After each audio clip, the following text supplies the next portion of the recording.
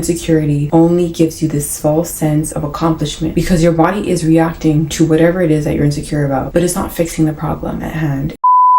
Hola, ciao, j'espère que vous allez tous bien. My name is Kira Mai and welcome back to my digital safe space where we talk all things faith, self-love, growth, self-improvement, beauty, etc, etc. Today I wanted to talk about an ugly little gremlin called insecurity. There are different kinds of insecurities, many of which we'll be talking about in this video. It's not exhaustive, but it's something that shows up and creeps up in different ways of life, and I wanted to talk a little bit about that. So let's dive right in and talk about insecurity. I first wanted to define what insecurity is. I think that people have a general understanding of what insecurity is, but let's just put it into words. Insecurity is a feeling of uncertainty, of anxiety, it's fear, it's doubt, and all these things combined that lead to a lack of self-esteem, which can show up in various ways, and it can affect different aspects of your life. So I wanted to touch upon 4 types of insecurity before we kind of get into the nitty-gritty on how to tackle it. First one being personal insecurity, which deals with your personal feelings towards yourself, feeling like your appearance might not be up to par, or feeling like your intelligence isn't where you want it to be. You might feel inadequate. That has everything to do with personal self-perception. The second kind of insecurity is job insecurity or financial insecurity, which is essentially the fear or the anxiety that you might experience and feel when you feel as though you are not in a good financial place. You are burdened with constant overthinking and doubts about what your finances are looking like and where your future is headed. The next kind of insecurity is social insecurity, and this has everything to do with being fearful of the way that you're going to be approached or spoken to and accepted amongst a group of people. And oftentimes social insecurity leads to a desire or a need for validation. Sometimes you might even find yourself performing or doing things that you wouldn't otherwise do because you are yearning for social validation and social approval. Now, the last kind of insecurity that I wanted to touch upon is relationship insecurity. So the feeling of overbearing jealousy and possessiveness over another person because you might not trust them, because you do not feel secure in that relationship and you do not feel safe. The common denominator is uncertainty and a desire to aggressively safeguard something that you believe is unsteady or something that can be easily taken away from you. Signs of insecurity can easily be spotted. It could be possessiveness, it could be projecting your doubts, your fears, your worries onto other people, comparison, it could be jealousy. There are a myriad of things that are clear indicators of a person's lack of self-confidence. Now, I wanted to get into the meat and potatoes of this video, so I've compiled a list of all the ways, again, not exhaustive. These are some of the tips that are helpful to help you navigate your insecurity. The first thing that I suggest one does, you must notice your trigger. Is it something about your partner messaging of that person that makes you feel insecure? Is it something about the fact that your friend told you some good news that you feel some type of way about it? What is it? What is your trigger? Is it social media? Is it your family member saying something that could be triggering to you? Be knowledgeable and aware of the things that set you off and that light up a fire in you, and not a good fire. When it gets to a point where you feel like you can no longer be in the midst of that thing, or you can no longer be exposed to a certain thing, that's when you should remove yourself, whether it be blocking a person on social media, setting boundaries, or cutting ties with somebody who, again, triggers you, whether it be knowingly or unknowingly. It's important for you to be able to distance yourself from that thing, because the more you surround yourself and you allow yourself to be exposed to something that increases your insecurity, it'll only snowball. You cannot kill insecurity by feeding it. So it's important for you to be able to establish boundaries and to respect those boundaries. At the end of the day, it's your phone, it's your profile, it's your life. You get to set those boundaries. You're not forced to see people who make you jealous. You're not forced to interact with people. We have a lot more power and a lot more abilities than we give ourselves credit for and that we acknowledge. So it's important for you, again, to reclaim your power by not allowing yourself to succumb to your envious desires or your jealous tendencies. Remove the temptation to compare by removing them before you get that chance to compare. And to piggyback off of that, it's really important that you not keep up with the trends, that you not keep up with the Joneses and unnecessarily indulge or entertain yourself with things that don't really matter. Stop keeping up with the trends and trying to seek validations and wanting to perform and be a part of the pack. And I discussed this topic and I talked all about how I stopped seeking validation and how much of a game changer that was for me. I talked about the many ways in which the things that we do to seek validation are really an indicator of our insecurity. So if you haven't watched that video on how to stop seeking validation and how to stop being a people pleaser, then definitely check it out. But again, it's something that's very important for you to understand and navigate. I also wanted to note that one thing that really comes to mind is whatever keeps your attention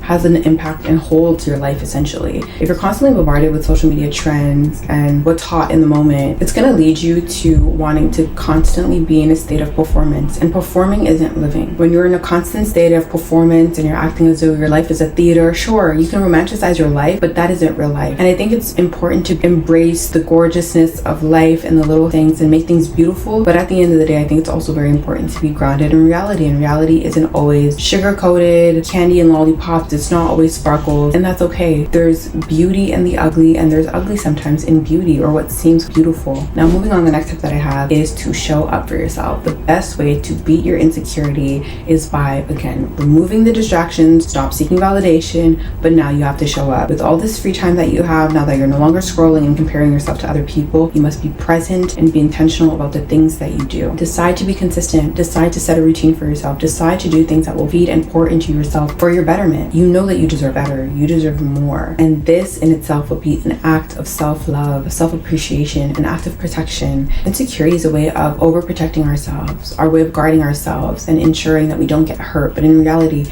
it hurts us. Now, the next tip that I have is to remember that somebody else's accolades or success does not take away from your own. Don't allow your brain to trick yourself into believing that good things happen to everybody else. It's all about the shift in perception. Another woman's beauty will not take away from your own. Another man's money will not take away from your own. All of these things are lies that we tell ourselves because we try to rationalize our way of thinking and our insecurity when it's just toxic. We're literally drinking poison, thinking that it's going to make ourselves feel better, when in reality, it harms us. Their path is not your path. Your path is not my path, and that's okay. Whatever is success to you might not be success to me, and that's another thing that we need to establish. We need to all figure out what our own definitions of success is. For some, it's money, it's material wealth, etc., etc. But for me, it could be spending quality time with family. It could be a walk in nature, waking up at 5 o'clock in the morning, going to the gym and doing the things that please me. Everybody's idea of success varies greatly. So seeing other people getting the things that we think we want might not be in reality what we truly want. What we truly desire and what we are often insecure about is freedom. We're often insecure about other people's confidence and not so much what they have. Sure, we might want to go to Tahiti on a random Tuesday just for the sake of it, or we might want to travel, or we might want to, go up the corporate ladder. There's so many things that we might think that we want to do, but in reality, if we were to get those things, we wouldn't even be happy with them. At the end of the day, social media is an illusion, and people's stories about themselves, oftentimes they like to highlight, even in real life. They'll rarely tell you about the bad things that are happening. Unless you guys are close, they might tell you everything. But for the most part, if you haven't heard from a person in a while, if you see that all they're doing are great things and that they're super successful, they're not showing you the bad days. They're simply showing you a highlight reel, because who wouldn't want to boast about the great things that are happening in their lives? And who wants to prop themselves up as a person who has the most unlucky life and who's super down on their luck and unfortunate? Nobody wants to do that. We all want to live great lives, and we all want to be proud of the lives that we lead. But this isn't always an accurate representation of the entire picture of their life story. So I want you to be reminded by this old saying, which goes, don't let your food get cold watching somebody else's plate. Mind the business that pays you. You are wasting away the energy that you could be dedicating to yourself and devoting towards what your goal is, whatever it is, to look at somebody else who's not even paying you dust. Run your race, focus on yourself, and remember that it only feeds insecurity. Because what if you see that person that you thought was doing maybe not as well as you were in whatever regard, and all of a sudden you see them being catapulted into new heights, they're reaching new levels. Now you're gonna feel extra bad about yourself because you thought that you had a one-up, but in reality, everybody's timing is different, and nothing is linear. Run your race and focus on yourself. Okay, thank you. Now, next one. This is my favorite one. No silly affirmation. Something about pandemic era had us all either looking in the mirror or seated in a cross-legged position, listening to meditative music and affirmations. Baby, I was doing it every single day during COVID. I was doing it every single day during quarantine. But let me tell you now, there's something about saying affirmations that feels so fake that I can't get myself into it. And that's not to say that I don't validate myself and I don't affirm. I do. If I look in the mirror and I look great, I say I look great. If I do something that I'm proud of, I say I'm so proud of myself. I affirm myself, but I don't necessarily do it in the very robotic way that I used to. I feel like there's something almost soulless about repeating affirmations that you don't truly mean. In order to get over your insecurities, I think that it's important to affirm yourself, but don't do it robotically. Be mindful of the words that you use to describe yourself or your life. whether it be your future self, your past self, your current self. Be loving and be kind in the way that you talk about yourself and the way that you talk about others. And even in moments where you make mistakes, where you fumble, still be kind to yourself. That's not to say that you're going to sit there in the mirror and say, I messed up today, but I'm still very beautiful. I am still, like, admit the fact that you did wrong and that, you know, you're not proud of it, but don't turn it into something robotic and soulless. And I feel like affirmations can very often feel that way, which is why it doesn't always work. I think that it works in certain contexts, but long term, I just don't think it's sustainable. If you don't mean it, don't say it. Don't be depreciating, but don't be overly positive, because there is such thing as toxic positivity, and to say things that you don't mean to force yourself into believing it just doesn't work. At the end of the day, we see the world as we see ourselves. And so if you're in a state where, again, you're insecure, you're dealing with seeing everything as negative, depressing, and you're not in a state where you can see things for the good that they possess, or being in a state where life is genuinely a great thing for you, I don't think that it's beneficial for you to fake the funk. The way that we perceive life often reveals how we view ourselves. Our perception affects our overall perspective. Rather than relying on fake affirmation and saying things that you don't actually believe, what is more powerful, in my opinion, is to surround yourself with people who are uplifting. Being around people who are genuinely focused on their purpose, who are great people, great friends, they show up, they're kind, they're loving. That to me gives you such a great sense of community that is so important. And that doesn't mean that it completely eradicates your insecurity, but it helps to remind you that there are people who are loving and that you don't have to feel unsafe when you are loved correctly. Being around people who feed into the very thing that you're struggling with, whether it be through comparison, through gossip, through harsh criticism, these things are a reflection of what you yourself do. So when you're around these kinds of people, negative people,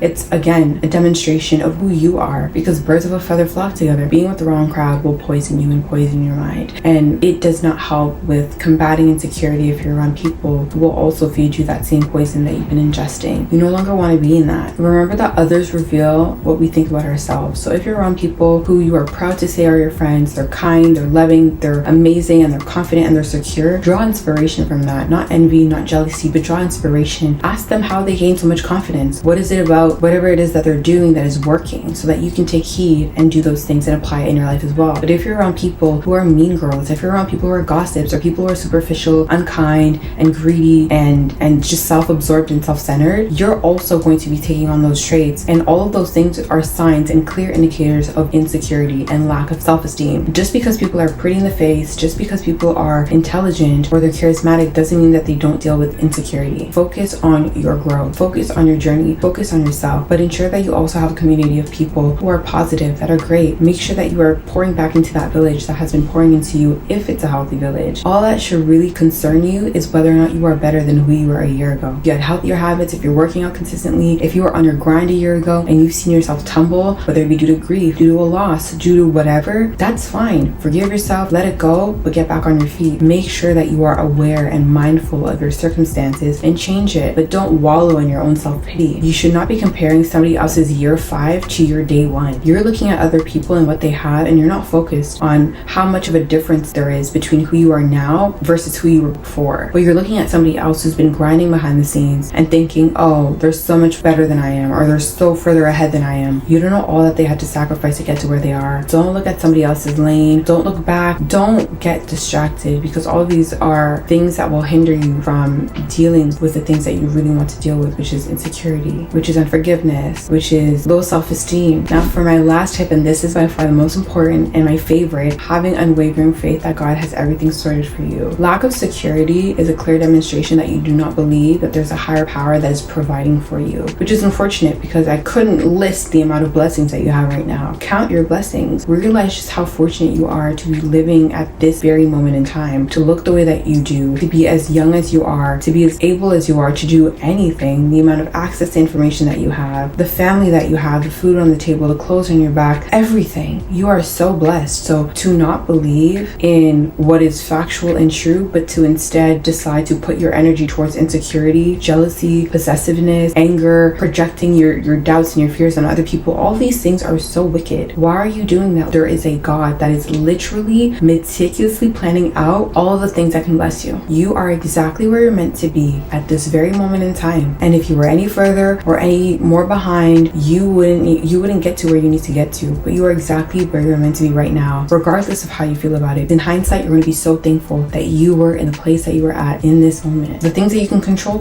Things that are out of your control, relinquish it. Let it go. Your insecurity isn't going to fix the situation. It's going to destroy the little that you have. Insecurity should not be something that you carry. If you're not happy with where you're at, talk to God about it. Ensure that you're skillfully using the tools that have been given to you to live a prosperous life. You have everything that you need to be the person that you want to be. Everything and more. And so being insecure is a cheap and lazy way of wanting to get things that you really are not even working towards. Insecurity only gives you this false sense of accomplishment because your body is reacting to whatever it is that you're insecure about, but it's not fixing the problem at hand. It's not. Know that you cannot give up on yourself. God has not given up on you, so do not give up on yourself. Do not let insecurity rule your life, and the rest will take care of itself. So that's all I have. If this is your first time on YouTube and you appreciated the video, then you know what to do. I hope that you be blessed and you take care of yourself. On se verra à la prochaine. Bye!